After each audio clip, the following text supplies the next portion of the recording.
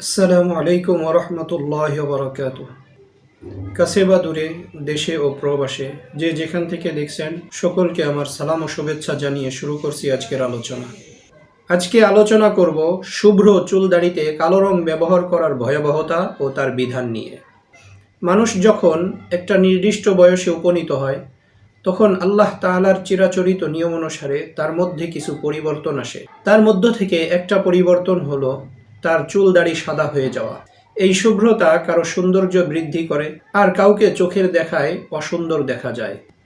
ফলে রাসূলুল্লাহ সাল্লাল্লাহু আলাইহি ওয়াসাল্লাম সকলের জন্য নির্বিশেষে শুভ্র চুল দাড়িতে কালো রং ব্যতীত যে কোনো ধরনের কালার ব্যবহার করার অনুমতি দিয়েছেন।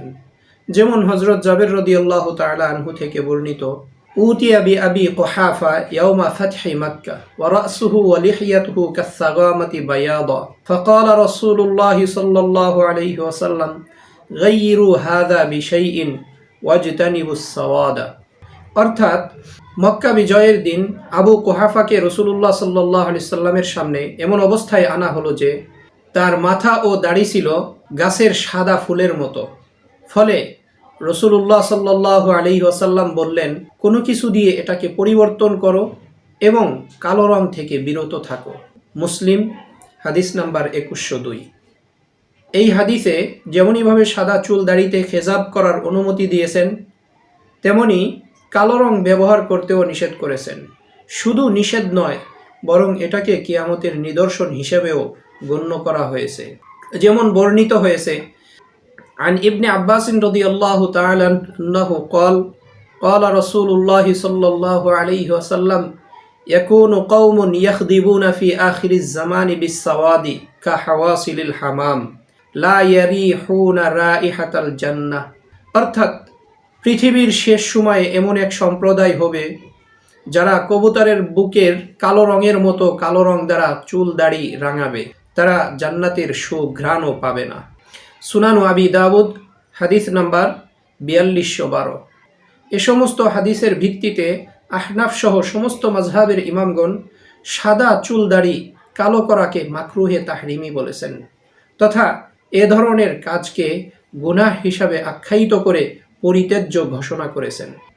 কিন্তু আফসোসের কথা হলো, আজকাল সমাজের সাধারণ মানুষ তো বটেই, অনেক আলিমরাও স্ত্রীর মনোতুষ্টির জন্য বা অন্য কোনো জাগতিক কারণে সাদা চুল দাড়ি কালো করার মতো গর্হিত কাজে লিপ্ত।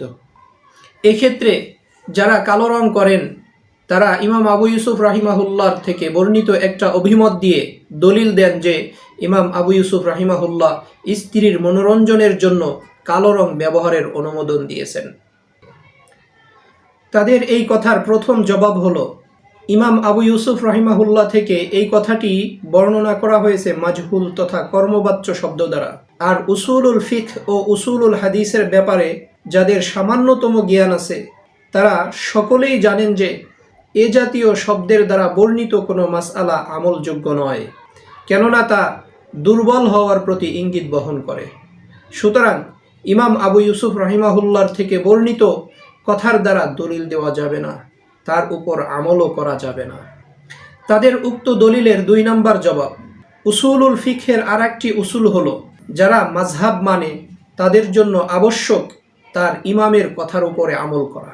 সুতরাং আমরা যেহেতু ইমাম আবু হানিফা রাহিমাহুল্লাহকে ইমাম হিসাবে মান্য করি এবং আমাদের ইজতেহাদ করারও যোগ্যতা নেই, সেহেতু আমাদের জন্য আবশ্যক হলো সর্বক্ষেত্রে তার কথার উপরই আমল করা।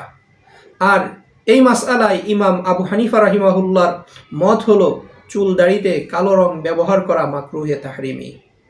অতএব যে সমস্ত আলিমগণ এই মাসআলায় ইমাম আবু ইউসুফ রাহিমাহুল্লাহর কথার উপরে আমল করেন তাদেরকে দ্বিতীয়বার গবেষণা করার অনুরোধ রইল। মোট কথা, চুল দাড়ি সাদা হয়ে গেলে তাতে কালো রং ব্যবহার করা যাবে না, তবে শত্রুকে ভীত সন্ত্রস্ত করা ও তাদের মনোবল ভেঙে দেওয়ার জন্য মুজাহিদগণ জিহাদের ময়দানে কালো রং ব্যবহার করতে পারবেন। আল্লাহ তাআলা আমাদেরকে হক বুঝে তার উপর আমল করার তৌফিক দান করুন।